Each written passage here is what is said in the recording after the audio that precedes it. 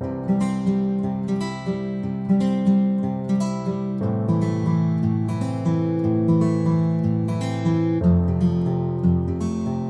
you for joining me today for today's Lunch with Lynn faculty webinar series. Today we're talking about discussions with Socrates, and I promise this will make sense in a little bit why I chose that title.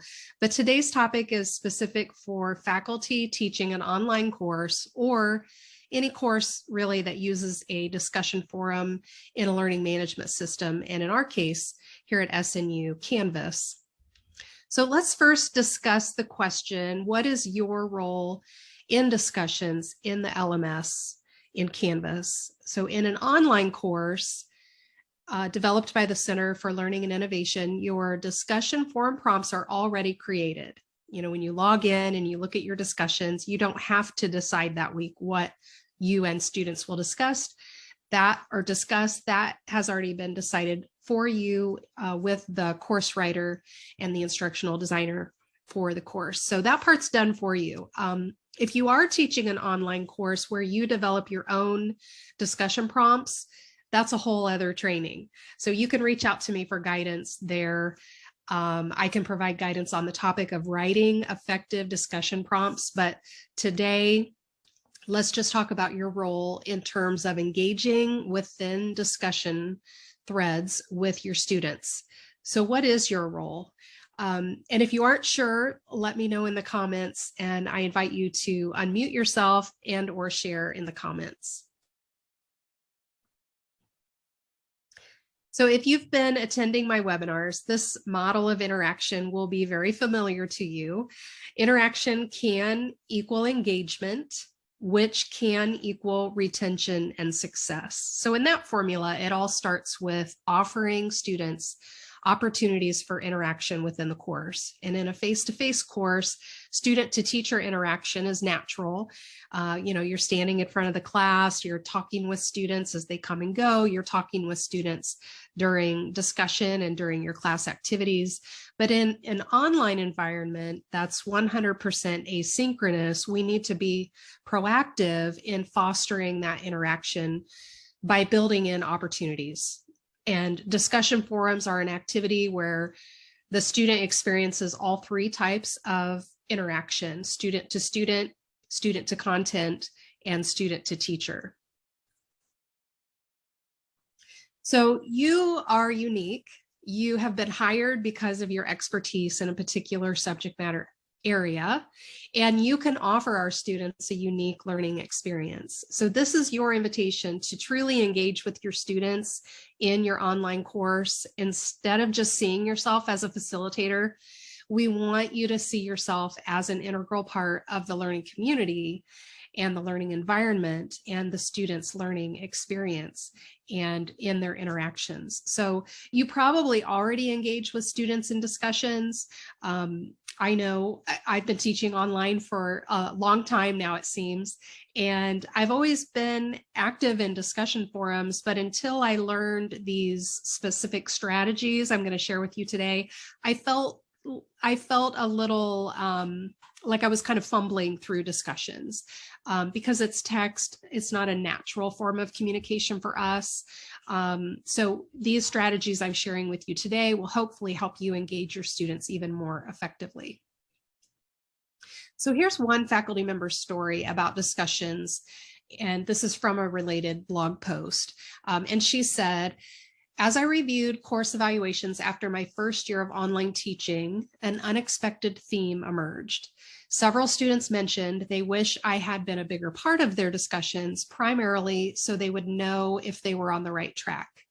I naively assumed my silence during group discussions would be taken as evidence by students that their discussions were right on target, but this was not the case at all. Students needed more reassurance, especially since I was asking them to take very big risks in terms of explaining their understanding of a content area that was often new and challenging for them. So, I have also taken this approach in the past where no news is good news. If I don't need to hop in and make correction, then students will take that as a sign that they're on the right path. But But even from my own course evaluations, faculty evaluations, and from this story shared by this one faculty member, students do want to see us in there talking with them and engaging with them. But we need to keep in mind there needs to be a balance between being present in the discussion and dominating the discussion. So think of it the same way you might an in-class discussion. You need to give space and encouragement for students to speak up. They also want and need to hear from you chime in as an expert on the topic. So you might need to ask questions beyond what is offered in the prompt to help students dig deeper. You might need to provide some corrective feedback, and that's not always comfortable to do. It's not always comfortable to do in a face-to-face classroom, and it's not always comfortable to do in an online discussion where other students are seeing what you're saying to each student. But you might stop to highlight a really great comment that a student makes. And sometimes in the physical classroom, you give space for students to kind of hash something out and go down an unexpected path. And it's not just you doing all the talking, and it should be that way in the discussion forum as well. My biggest recommendation is to let the discussion start. So you've kind of started the discussion with the prompt, and then students are going to hop in throughout the week during those first 4 days to post their initial thoughts.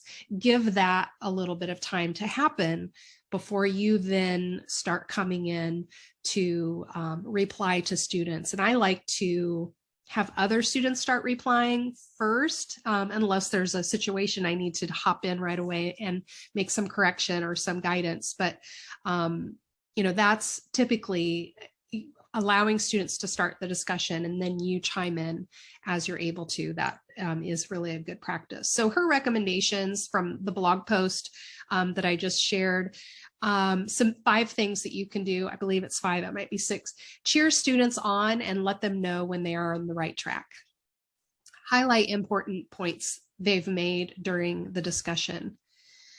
Question students about their understanding, or ask them to clarify remarks they've made or expand on certain topics and ideas. Correct any misconceptions and misunderstandings. And this is really important, that we are looking, we don't let things go down the wrong path or incorrect information to be perpetuated within a discussion. We want to catch that right away. And the final one is provide direct instruction if students appear to be struggling to understand material. So going in behind them and adding some clarification and prompting them. So a couple of these have to do with asking questions, which we're going to get to in a little bit when we discuss Socrates. For now, I want to simply showcase some things that can help you. Before we go to my samples, I want you to keep in mind that students are eavesdropping on your conversations with other students, or we hope they are. We hope they are in there, not just posting their post and replying to their 2 peers and then leaving. We really want to encourage them to be in there reading posts, even if they're not replying to specific students, but to go ahead and read posts. And we really want to use this as an opportunity. So not only are you replying directly to one student, but you are hoping that the other students are reading your posts as well. Just like in a physical classroom, you may take time to discuss something aloud with one student, but everyone else is listening in, and they're a part of that learning experience. So we want to encourage students to read our replies to other students. So knowing that students are listening in, so to speak, consider posting a course announcement, letting them know how you plan to engage in discussions. Just be right upfront with them. You can encourage them to read all of your replies, even if those replies are not directly to their posts. But be overt and direct, letting students know what you will be doing in discussion forums and why you are doing it. And if you let them know that they will benefit from reading your replies, even those not directly to them, they will be more likely to read those. So let me give a couple examples here. This is one of my own samples to cheer a student on. It's one of the easiest things to do, give kudos for something done well. And I like to do this with specific things such as formatting and clarity, and a student kind of going above and beyond by providing real life examples, or even on their replies to another student, if they really replied well, giving their own insights, playing devil's advocate, or asking questions of others. I like to point that out. So here's one example. I just said to the student, small note here for others to see also, thank you for using headings in your post. Seeing things in sections according to the discussion forum prompt helps us follow your thinking. And I know we all have our little things that we like to see in student work. And one of the things I really like to see, and I harp on it all term, is use headings in your writing so that the reader, I, and the other students can really see when you move from point to point. And those in forums, they don't necessarily need to be like APA specifically formatted headings, but I do push my students to think about the headings that they would use in a discussion to help us kind of follow their thinking. And I also let them know it's a great way to make sure you've hit on all of the areas of the prompt, because if you're missing something as a heading, you know you've probably not discussed it. So I just wanted to point that out. That's one way that I've cheered a student on.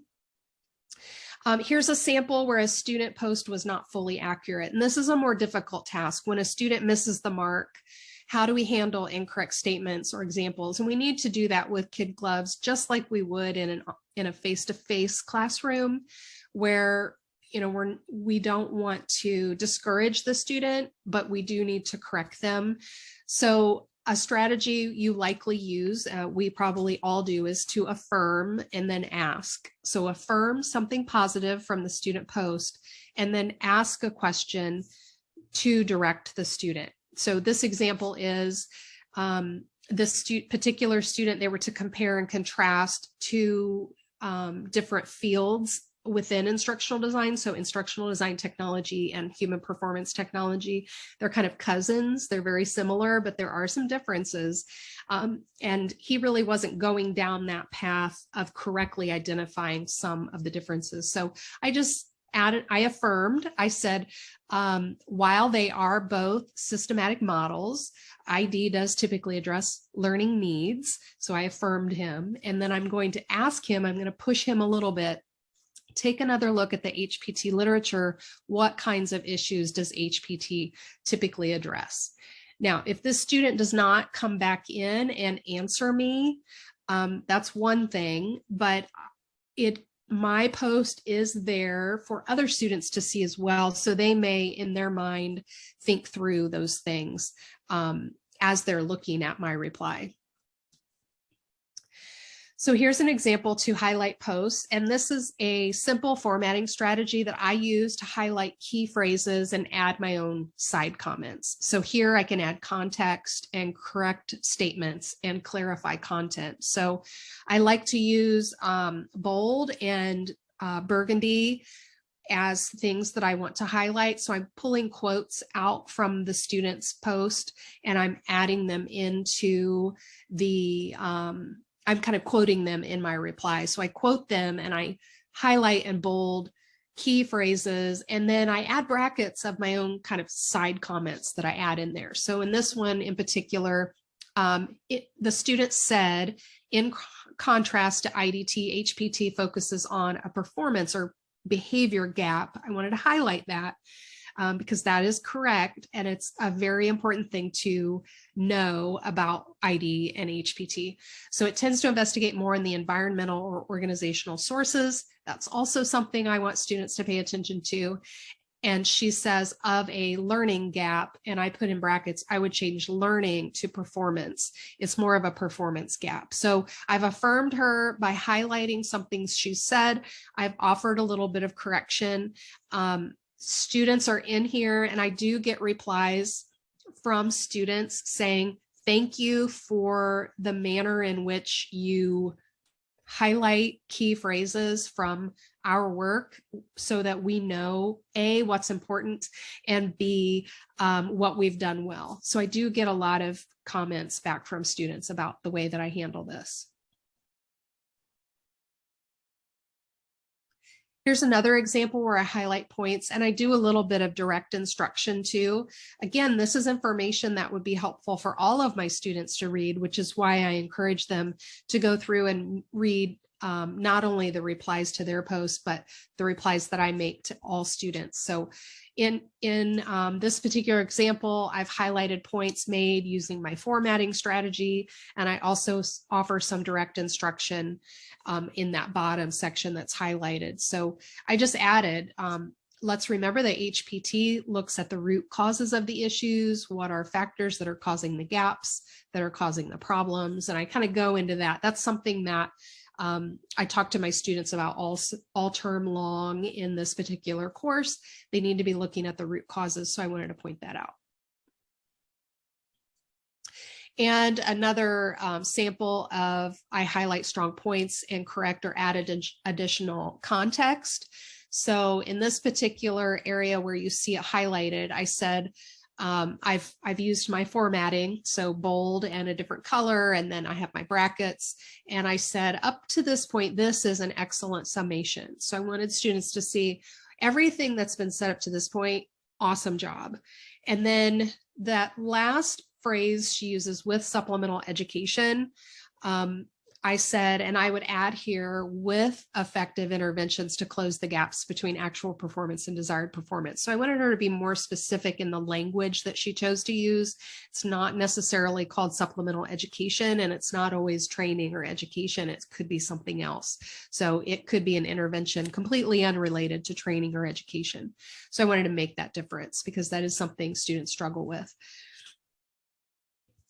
So where does Socrates fit into all this? So from the other example of the faculty member story that I shared earlier, two of her recommendations were to, one, ask questions about their understanding or ask them to clarify remarks they've made or expand on certain ideas.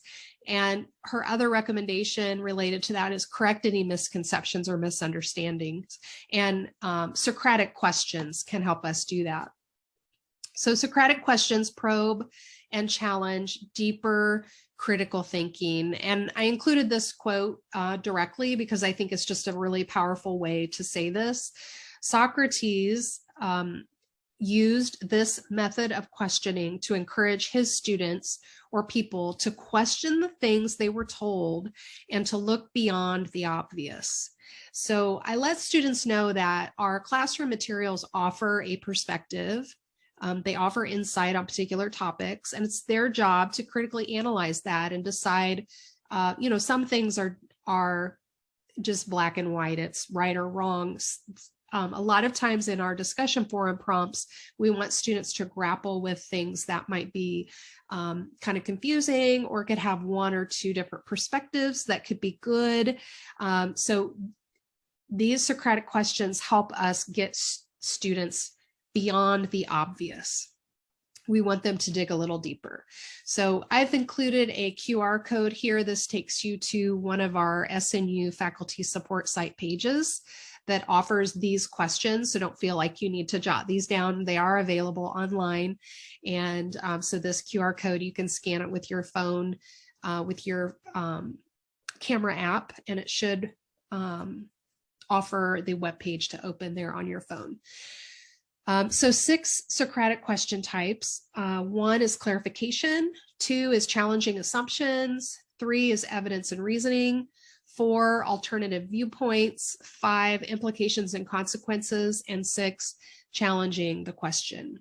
And I'm going to give some samples of those. And again, this chart is on our website, on that page that I shared with you.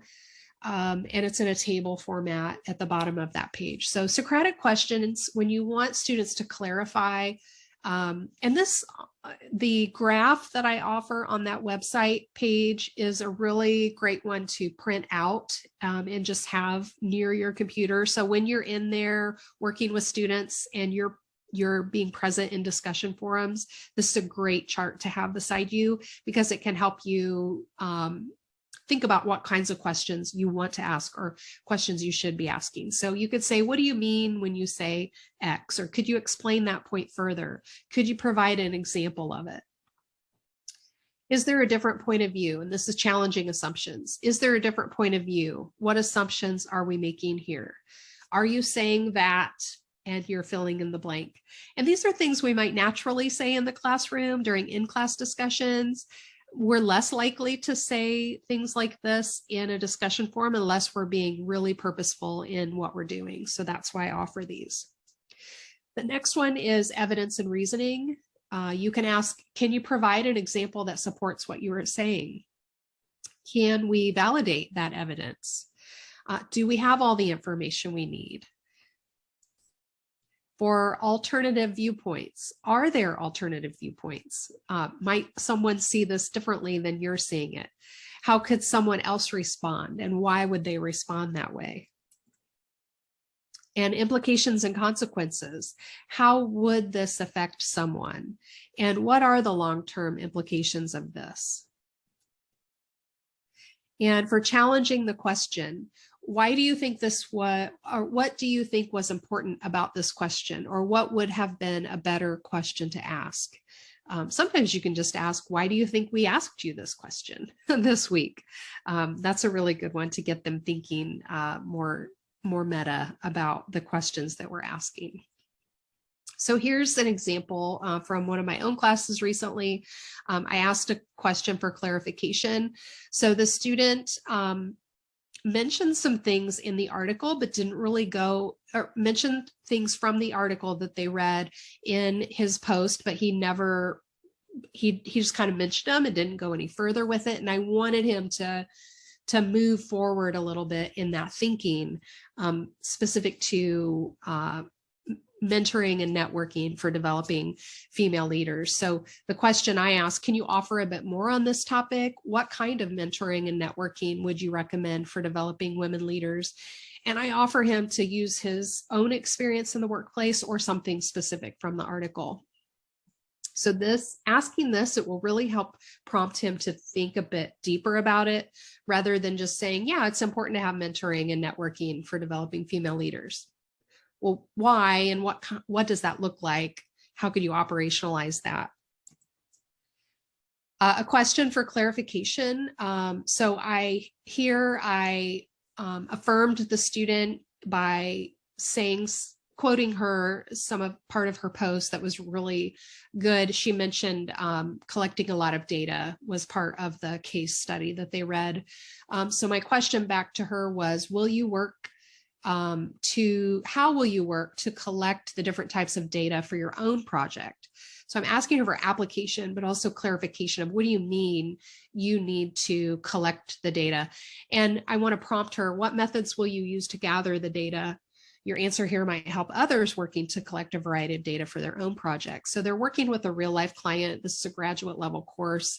And I want her to take what she's learned from that particular case study that week and apply that new information or new understanding of data collection to her own project. Challenging a question.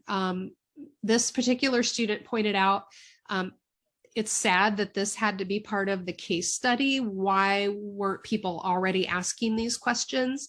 And so I told her that her statement piqued my interest. And I asked, what questions would you start with to design a study into this aspect?